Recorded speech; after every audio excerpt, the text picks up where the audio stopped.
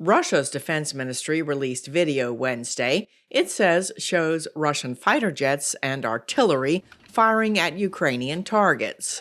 Russian forces have ramped up attacks on eastern Ukraine as the winter approaches.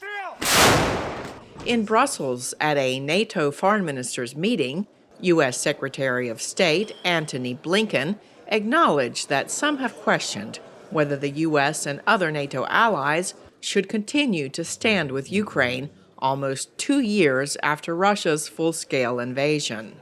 But the answer here today at NATO is clear and it's unwavering. We must and we will continue to support Ukraine. Blinken sought to reassure allies concerned that some Republican lawmakers in the U.S. Congress are reluctant to keep funding robust military aid for Ukraine.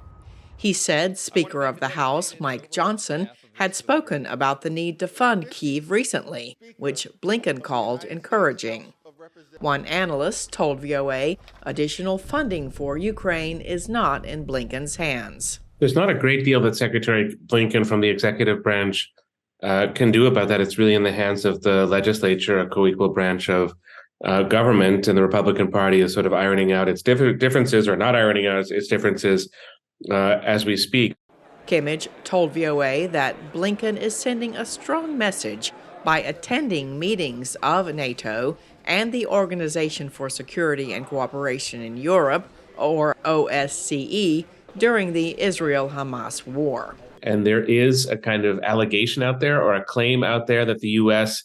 Has now shifted attention to the Middle East and is doing less to engage with Europe. I think that Secretary Blinken, in going both to the NATO and the OSCE meetings, is very firmly trying to signal that the U.S. remains focused on Europe. Blinken returns to the Middle East for talks Thursday and Friday, the third time since the militant group Hamas triggered the war with its October 7th attack on Israel. Blinken said he would work to prolong the truce so more Israeli hostages can be released and more humanitarian aid can be delivered to Palestinian civilians in Gaza who desperately need it. Blinken plans to visit Israel, Ramallah in the West Bank, and the United Arab Emirates. Cindy Saine, VOA News.